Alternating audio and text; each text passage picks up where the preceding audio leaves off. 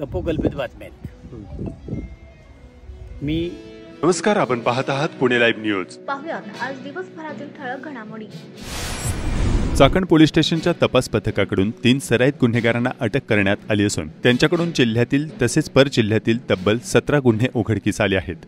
12 लाख रुपये किमतीच्या एकूण 12 मोटरसायकल व 3 ऑटो रिक्षा पोलिसांनी जप्त केल्यात। राहुल शिवाजी राठोड वय वर्ष 22, विशाल दिलीप करपते वय वर्ष 24, फारुख अन्सर पठाण वय वर्ष 23, सर्वजण सध्या राहणार बालाजीनगर, मेदनकरवाडी, तालुका खेड अशी अटक करण्यात आलेल्या आरोपींची नावे आहेत। सदर आरोपींनी चाकण, आळंदी, महाळुंगे MIDC, भोसरी, खोपोली, लोणावळा, सोलापूर, औरंगाबाद व अकोला जिल्ह्यातील पोलीस ठाण्याच्या हद्दीतून शाईन व स्प्लेंडर मोटरसायकल तसेच ऑटो रिक्षा चोरी केले आहेत। चाकण पोलिसांच्या पथकानं या भागातील तब्बल 300 CCTVची तपासणी करून आरोपींचा माग काढला।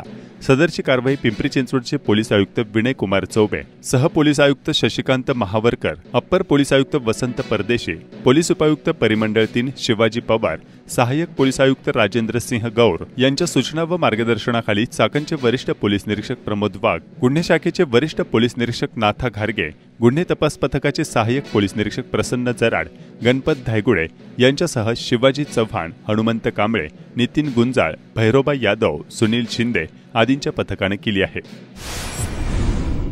चाकण पोलीस स्टेशनच्या गुन्हे प्रकटीकरण शाखेने 4 घरफोडी चोरीच्या गुन्ह्याची उकल केली आहे। 2 आरोपींना शेलपिंपळगाव व दौंड या ठिकाणाहून अटक करण्यात आली आहे। त्यांच्याकडून 2 लाख रुपयांचा मुद्देमाल हस्तगत करण्यात आला असल्याची माहिती चाकणचे वरिष्ठ पोलीस निरीक्षक प्रमोद वाघ व सहाय्यक पोलीस निरीक्षक प्रसन्न जराड यांनी दिली। विकास रमेश मोहिते वय वर्ष 22, राहणार शेलपिंपळगाव, तालुका खेड व महेश संजय दौंडकर वय वर्ष 21, राहणार शेलपिंपळगाव, तालुका खेड अशी अटक करण्यात आलेल्या आरोपींची नावे आहेत। मोहिते यास शेलपिंपळगाव येथून तर दौंडकर यास दौंड येथून ताब्यात घेण्यात आला आहे। चाकण पोलीस स्टेशनच्या गुन्हे प्रकटीकरण शाखेने शेलपिंपळगाव परिसरात वेगवेगळ्या ठिकाणी झालेल्या घरफोडी प्रकरणावरील 2 संशयित आरोपींना ताब्यात घेतलं होतं। त्यांनी घरफोडीचे गुन्हे केले असल्याची कबुली दिली आहे। चाकण पोलिसांनी पोलीस स्टेशन हद्दीतील घरफोडीचे 4 गुन्हे उघडकीस आले आहेत। सदर आरोपींकडून 2 लाख रुपयांचा मुद्देमाल हस्तगत करण्यात आला आहे। त्यांच्याकडून सोन्या चांदीचा मुद्देमाल तसेच रोख रक्कम, मोबाईल फोन असं एकूण 2 लाख रुपये किमतीचा मुद्देमाल हस्तगत करण्यात आला आहे। सदरची कारवाई चाकणचे वरिष्ठ पोलीस निरीक्षक प्रमोद वाघ यांच्या मार्गदर्शनाखाली सहाय्यक पोलीस निरीक्षक प्रसन्न जराड, गणपत धायगुडे, पोलीस अंमलदार हनुमंत कांबळे, नवनाथ खेडकर, नितीन गुंजाळ, माधुरी कचाटे व त्यांच्या पथकाने केली आहे। नवरात्र उत्सव दसऱ्याला सोन्यासारखे झेंडूच्या फुलांना महत्त्व दिले जाते। खेड तालुक्यात मोठ्या प्रमाणात झेंडूचे मळे बहरले आहेत। नवरात्र उत्सव व दसरा दिवाळी तोंडावर येत असताना फुलांचे भाव वाढण्याची शक्यता आहे। दसऱ्याला घराघरात झेंडूच्या फुलांची सजावट केली जाते। पूजेसाठी झेंडूची फुले वापरली जातात। यामुळे या सणाच्या पार्श्वभूमीवर भाव मिळण्याची शेतकऱ्यांना अपेक्षा आहे। मागील वर्षी झेंडूचे उत्पादन कमी असल्याने चांगलाच भाव मिळाला होता, परंतु यंदा मात्र उत्पादन अधिक झाल्याने भाव गडगडले आहेत। गेल्या वर्षी हेच दर 70 ते 100 रुपयांपर्यंत होते। यंदा 35 ते 40 रुपये प्रति किलो बाजारभाव मिळत आहे। फुलांना भाव नसल्यामुळे शेतकरी चिंता व्यक्त करत आहेत। खेडचे आमदार दिलीप मोहिते पाटील यांच्या प्रयत्नातून संगम गार्डन, वाडा रोड, राजगुरुनगर येथे ओपन जिमचे साहित्य आज बसवण्यात आले आहे। खेड तालुक्यातील प्राथमिक आरोग्य केंद्राच्या अखत्यारीत 65 आरोग्य उपकेंद्रातील नियुक्त असणाऱ्या समुदाय आरोग्य अधिकारी अर्थात वैद्यकीय डॉक्टर यांनी आपल्या शासन स्तरावरील विविध मागण्यांसाठी 1 ऑक्टोबर पासून असहकार आंदोलन सुरू केले आहे। येत्या 7 ऑक्टोबरला मुंबईत विविध मागण्यांसाठी राज्यभरातील समुदाय अधिकारी 1 दिवसीय लाक्षणिक आंदोलन करणार असल्याचे सांगण्यात आले आहे। या आंदोलनाने ग्रामीण भागातील आरोग्य सेवा ठप्प होण्यास सुरुवात झाली आहे। OPD ऑनलाईन सेवा बंद करण्यात आली आहे। चाकण ग्रामीण रुग्णालयात अल्बिनो सेंट म्हणजेच डुरक्या घोणस जातीचं दुर्मिळ सर्प आढळून आला। अल्बिनो सापांचे खवले पांढरे किंवा फिकट पिवळे असतात आणि त्यांचे डोळे लाल किंवा गुलाबी असतात। रंग नसल्यामुळे हे साप जंगलात सहज लक्षात येतात, ज्यामुळे ते शत्रूपासून लपू शकत नाहीत। बिनविषारी जातीचा हा सर्प वन विभागाच्या ताब्यात देण्यात आलाय।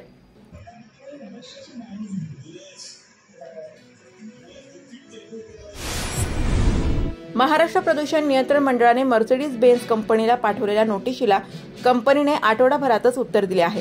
पर्यावरण नियमांचे पालन करण्यासाठी कंपनीकडून मंडळाने 25 लाख रुपयांची बँक हमी घेतली आहे, अशी माहिती सूत्रांनी दिली। मंडळाने कंपनीला नोटीस बजावून पर्यावरण नियमांचे उल्लंघन केल्याचा ठपका ठेवला होता। मर्सिडीज बेन्झच्या चाकणमधील प्रकल्पाला महाराष्ट्र प्रदूषण नियंत्रण मंडळाच्या अधिकाऱ्यांनी 23 ऑगस्ट व 4 सप्टेंबरला भेट देऊन तपासणी केली होती। नोटिशीला उत्तर देण्यास मर्सिडीज बेन्झला 15 दिवसांची मुदत देण्यात आली होती. नोटीस बजावल्यानंतर कंपनीने आठवड्याच्या आतच 26 सप्टेंबरला नोटिशीला उत्तर दिले. त्यात मंडळाने प्रकल्पाच्या ठिकाणी दाखवलेल्या त्रुटी दूर करून तेथे आता नियमांचे पालन केले जात असल्याचे कंपनीचे म्हटले आहे. मंडळाकडून कंपनीला संमती देताना काही अटी घातल्या जातात. या अटींचे पालन व्हावे यासाठी कंपनीकडून बँक हमी घेतली जाते. आता नियमांचे पालन व्हावे यासाठी मंडळाने कंपनीकडून 25 लाख रुपयांची बँक हमी घेतली आहे, अशी माहिती सूत्रांनी दिली. हिंजवडी भोसरी चाकण, हिंजवडी रावेत, चाकण आणि निगडी, मोशी, चरोली, वाघोली असा मेट्रो सुविधेचा विस्तार चर्चेत असल्याचे प्रशासनाकडून सांगण्यात येत आहे. त्यामुळे भोसरीसह पिंपरी व चिंचवड आणि लगतच्या भोर, वेल्हे, मुळशी, मावळ, खेड, आळंदी, वडगाव, शेरी, हडपसर परिसर मेट्रोने जोडले जाऊ शकतात, असे प्रशासनाकडून सांगण्यात येत आहे. मात्र चाकण भागात रस्तेच करण्यास शासनाला आणि प्रशासनाला स्वारस्य नसताना मेट्रो कधी होणार, असा प्रश्न नागरिक विचारत आहेत. मेदनकरवाडी तालुका खेड येथील अत्यंत पुरातन वडाचे झाड अचानक कोसळले.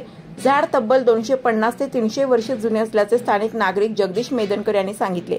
मेदनकर यांच्या जागेत असलेले हे झाड अत्यंत जुने असल्याचे परिसरातील नागरिकांनी सांगितले.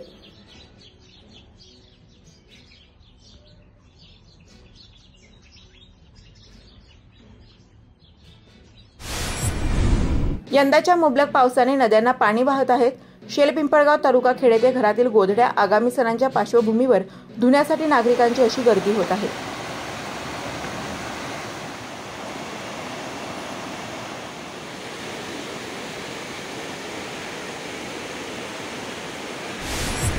खेड तालुक्याचे पश्चिम भागातील आडगाव विविध कार्यकारी सेवा सहकारी सोसायटीच्या वार्षिक सर्वसाधारण सभेत सभासदांना 8% लाभांश वाटप करण्याचा निर्णय घेण्यात आला.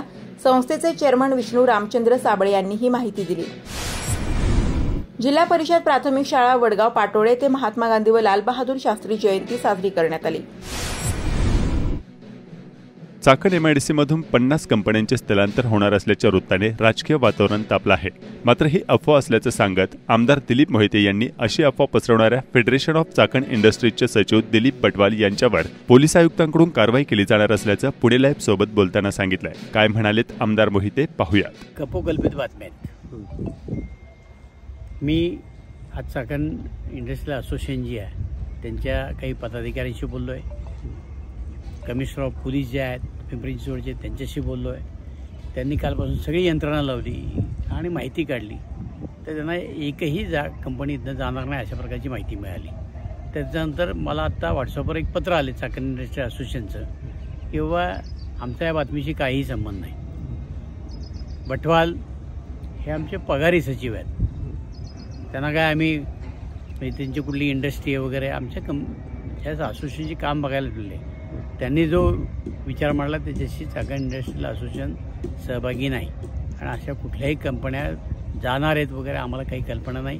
त्यामुळे चाकण इंडस्ट्रियल असोसिएशनला याच्यात जबाबदार धरू नये इतकं स्पष्ट त्यांनी त्या ठिकाणी लिहिलं आहे. मग आता एखादा पगारी सचिव अशा पद्धतीचं वक्तव्य करत असेल आणि त्याच्यामुळं जर काही प्रश्न निर्माण होत असेल तर मी कालच त्या ठिकाणी मागणी केलेली आहे, त्याच्यावर ताबडतोब कारवाई करा आणि त्याच्या संदर्भामध्ये पोलीस कमिशनर कारवाई 100% करणार आहे. त्याचबरोबर काही चाकण तळेगावच्या जी समिती बनवली, आता विषय एवढाच होता की चाकणच्या वाहतुकीचा प्रश्न आहे, त्यावेळेचं अतिक्रमण काढा, रस्ता रुंद करा. सगळ्या यंत्रणेने अतिक्रमण काढलं, रस्ता रुंदीकरणाचं काम सुरू झालेलं आहे. जिथं इंजिनियरने सांगितलं इथं गटर लाईन करा, कारण रस्ता कशामुळं खराब होतो, तिथं गटर लाईनचं काम चालू आहे. जिथं रस्ता रुंदीकरण करायचं तिथं रस्ता रुंदीकरणाचं काम चालू आहे आणि तळेगाव चौक मोठा करण्याचं काम निश्चितपणे चाललेलं आहे. जी लोकांनी अतिक्रमण केलं होतं ते जो खालुमऱ्यापर्यंत काढलं, इकडे शेलपिंपळगावपर्यंत काढलेलं आहे. म्हणजे जिथं जॅमिंग जिथं होत होतं तिथं सगळं करण्याचा प्रयत्न केलेला आहे. मध्यंतरी पावसाळा आहे, अजूनही पाऊस तुम्हाला सगळ्यांना कल्पना येते. पाऊस आला की अनेक कामाला अडथळा हा येतो आणि सरकारचं काम आहे किंवा त्याला काही नियमावली आहे त्या पद्धतीने जावं लागतं. लगेच असं काही की खिशात पैसे ते काढल्यानं लगेच काम चालू होतं असं काही नाही. याला एस्टिमेट करावं लागतं, त्या एस्टिमेटला मान्यता घ्यावी लागते, त्याचं टेंडरिंग करावं लागतं, त्याची वर्क ऑर्डर द्यावी लागते, मग काम चालू होतं. तर काही लोकांची अपेक्षा होती की आभी असं होत नाही सरकारमध्ये, कारण जर असं चुकीच्या पद्धतीचं केलं तर त्यांच्या चौकशा होतात, त्यांच्यावर कारवाया होतात आणि मग त्याला कोणी सामोरं जायचं. त्यामुळे आपला जरी आग्रह होता तर जी प्रोसिजर होती तीच फॉलोअप करून ते पुढे चालले होते.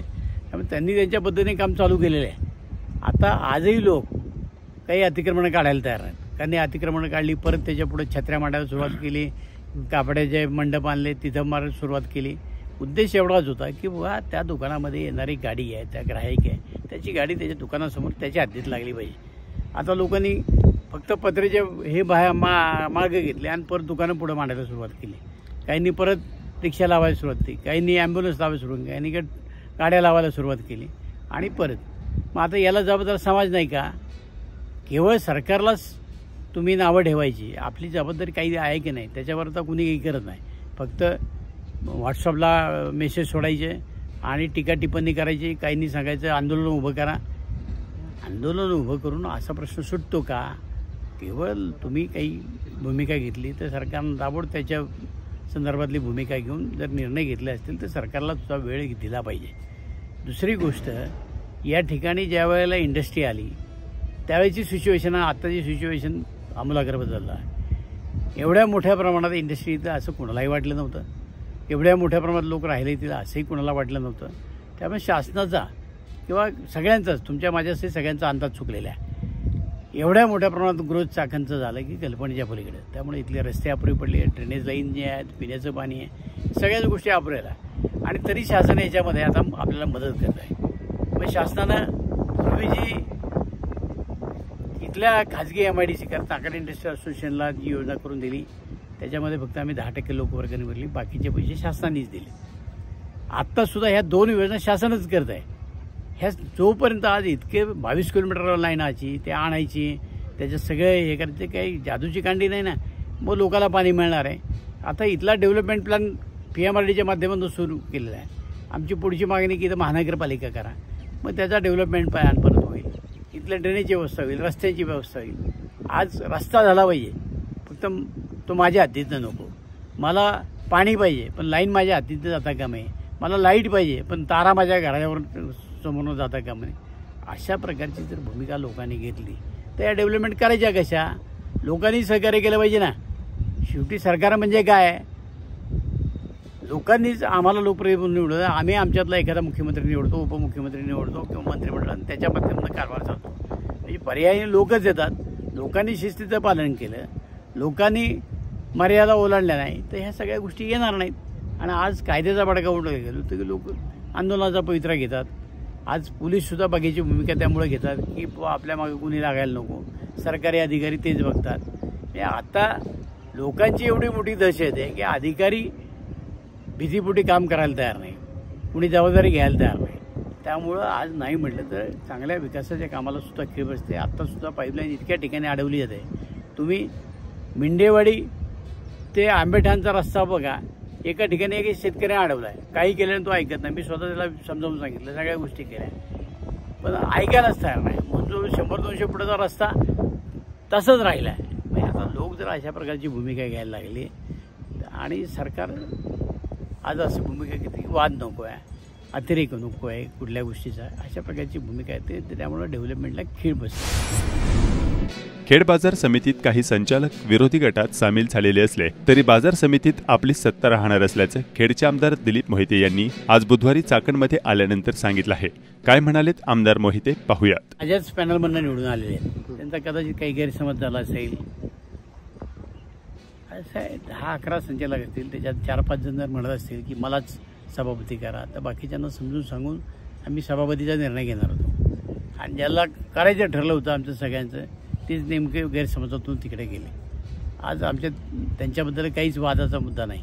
ते उद्या आमच्याबरोबर येतील याची 100% खात्री. एक तर माझ्या घरामधला आहे, त्याला समजून सांगण्याचं काम आम्ही निश्चितपणानं करू. भविष्यामध्ये असली कुठल्या प्रकारची अडचण येईल असं मला वाटत नाही. दुसरी गोष्ट, काही वेगवेगळ्या प्रकारची आमिषं दाखवली आहेत, त्याला काही लोक कदाचित बळी पडण्याची शक्यता आहे. सगळ्या परिस्थितीतनं मार्ग 100% निघेल आणि सत्ता ही तर आमच्या मागे राहील, याच्याबद्दल काय दुमत असल्याचं काही कारण नाही. चाकण शहरासाठी होऊ घातलेली नवीन पाणी पुरवठा योजना आपल्या पुढाकाराने होत असल्याचे आमदार दिलीप मोहिते यांनी सांगितले आहे. या योजनेचे श्रेय अनेक जण घेत असले तरी यासाठी आपण पाठपुरावा केल्याचं त्यांनी पुणे लाईव्ह सोबत बोलताना सांगितलं. ही सगळी जागा मिळावी ही जागा फक्त मलाच माहिती होती. ही WMDC जागा आहे. आता WMDCकडे कुठल्या प्रकारची फंडिंग नाहीत. हे आम्ही कामगार कल्याण मंडळाकरता जागा मागत होतो की 4 आम्हाला एकर द्या. आम्हाला मिनी क्रीडा संकुल करायचं होतं, कारण या सगळ्या परिसरातल्या कामगारांना त्याचा उपयोग होईल. एक तर इथं दुसरा प्रकार असं झाला की पलीकडच्या बाजूला कचरा डेपो आहे. प्रचंड अशा प्रकारचा वास येत होता आणि कामगार कल्याण मंडळाचं असं होतं की बा इथं मोठा खर्च येईल, कारण हे ओबडधोबड जागा आहे. आणि मग त्याच्यानंतर त्याच्यात फारसं काही कुणी इंटरेस्ट दाखवलं नाही. पण इथं पूर्वी ही जी पाण्याची टाकी ती चाकण करता पाण्याची टाकी होती. आणि मागे आम्ही त्यावेळेला पहिल्यांदा मी ज्यावेळेला इथं सुचवलं की बा इथनं तुम्ही काय करायचं तर फक्त ग्रॅव्हिटीने पाणी जाईल म्हणून आपण ही जागा ॲक्च्युअली चाकण इंडस्ट्रियल असोसिएशन करता मागितली होती त्यावेळेला टाक्यांच्या करता. पण त्यावेळेला चाकण इंडस्ट्रियल असोसिएशन यांचा हा खाजगी प्रोजेक्ट होता की 10% लोकवर्गणी भरून ती सगळी करणार होती. त्यावेळेला WMDC थोडासा विरोध केला आणि नंतर ज्यावेळेला ही पाणी योजना मंजूर व्हायची त्यावेळेला मी कलेक्टरकडे मिटिंग घेतली. आमचे हे सगळे सहकारी माझ्याबरोबर होते, जे मिनिट्स आहेत त्या संबंधित अधिकाऱ्यांना बोलवलं, त्यांना सांगितलं की बघ गावच्या याच्याकरता ते द्या. आणि मग त्यातनं ही जागा खरं सुरुवात मी करून दिलेली आहे. आता शेवटी असं आहे आमचं 3 पक्षासारखं आहे, महायुती आहे. आणि मग साधारणतः काही लोकांनी त्याचं श्रेय घेण्याचा प्रयत्न केला, त्यामुळे मला त्यांच्याबद्दल काही बोलायचंच नाही. ज्यांनी त्याच्या परीने प्रयत्न केलेले आहेत. मग आढळराव दादा त्यावेळेला सांगायचे तेव्हा मीच सगळं केलं, बरं तुम्ही केलं. आणखीन काही लोक सांगतात आमचे सहकारी की आम्ही केलं, बरं तुम्ही केलं. आमचा उद्देश एवढाच आहे की शहराला पाणी मिळालं पाहिजे. पहिली जी योजनेचं पार्थ हे दिलं होतं, तुमची वर्क ऑर्डर दिली होती आणि त्यावेळेला टाक्या ज्या आहेत त्या खाली कातकरी वस्ती तिथं होणार होत्या आणि तिथं पाणी येऊ शकणार नव्हतं. आणि म्हणून आम्ही सांगितलं की बाबा इथं आपल्याकडे जागा उपलब्ध आहे, तुम्हाला दाखवतो. थोडा प्रयत्न केला की आपल्याला मिळेल ती. आणि म्हणून ती पहिली जी आहे त्याला आपण स्थगिती द्यायला सांगितली की हे योजना करू नये, ही चाकणकरांना उपयोग होणार नाही. दरम्यानच्या काळामध्ये दुसरी एक योजना चाकणच्या ज्या वाड्या वस्त्या त्याकरता 1,47,00,000 लाखाची योजना आपण राबवली. त्याचं तर काही थोड्या दिवसामध्ये सगळ्या या वाड्या वस्त्यांना पाणी मिळणार आहे. आणि नंतर चाकण शहराकरता ही 169 कोटी रुपयाची योजना या ठिकाणी करायचं आपलं ठरलेलं आहे. पण ते पहिले 68 कोटीमध्येच होणार होती. आपण त्याला विरोध केला नसता तर कदाचित ती झाली असते, त्याचं कामही सुरू झालं असतं. पण आज चाकणकरांना एक तर भामासखेड धरणातनं पाणी इथं येणार आहे, इथपर्यंत येण्याकरता कुठेही चढ नाही, ते ग्रॅव्हिटीने पाणी येणार. त्यामुळं इथं येण्याचा खर्च काही होणार नाही. इथनं अख्खं शहर इतकं खाली आहे की तिथल्या 12व्यामधलं सुद्धा पाणी जाईल, इतकी उंची आहे. मी इथनं ग्रॅव्हिटीने सगळ्या शहराला पाणी मिळणार आहे आणि चाकणकरांचा कायमचा प्रश्न या ठिकाणी सुटणार आहे. त्याच्या पलीकडे आमचा काहीच उद्देश नाही. मला कोणाला नावं ठेवायचे नाही, श्रेय घ्यायचं नाही, काय नाही. फक्त चाकणकरांचा प्रश्न सुटतो याच्यात मला आनंद आहे.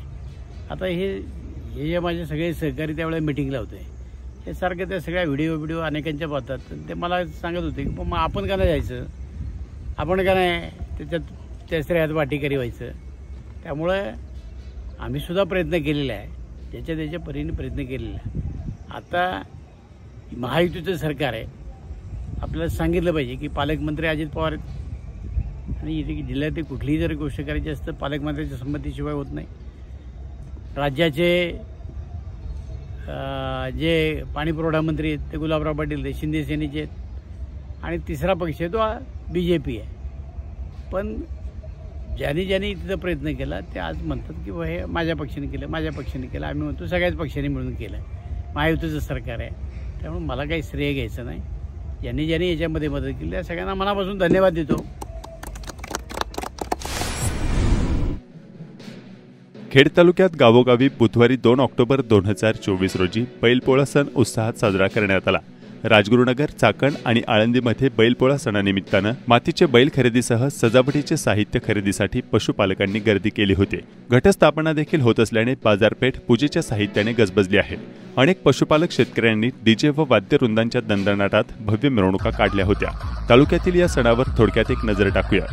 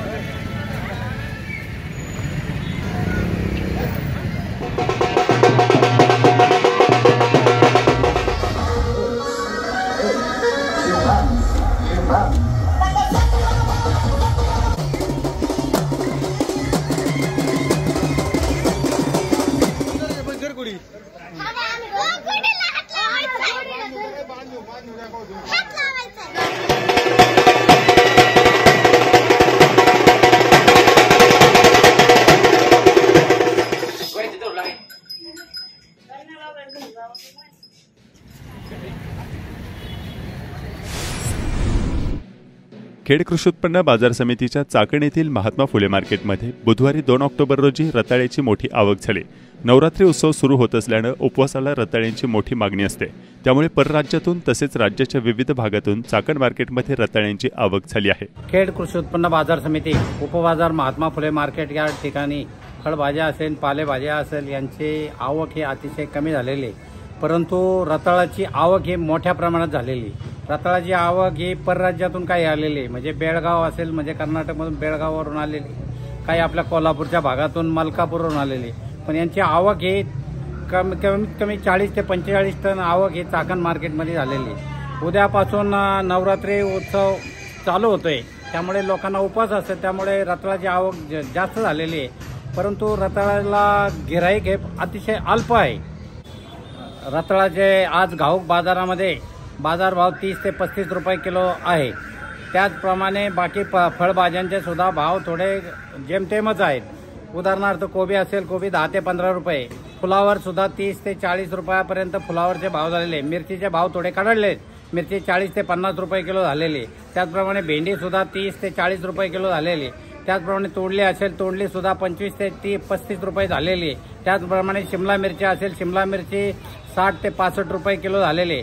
टमाट्याचे भाव वाढलेलेच आहेत, टमाटी 50 ते 55 रुपये किलो झालेले। त्याचप्रमाणे काकडी असेल, काकडी सुद्धा 15 ते 20 रुपये किलो झालेली। दोडका असेल, दोडका सुद्धा 40 ते 50 रुपये किलो झालेला आहे। तसेच पालेभाज्याचे सुद्धा भाव थोडे कमी झालेले आहेत। उदाहरणार्थ मेथी असेल, मेथी 15 ते 20 रुपयाला गड्डी झालेली। त्याचप्रमाणे शापू सुद्धा 10 ते 15 रुपयाला गड्डी झालेली। त्याचप्रमाणे कोथिंबीर असेल, कोथिंबीर 10 रुपयाला गड्डी आहे। नमस्कार, आपण पाहत आहात पुणे लाईव्ह न्यूज।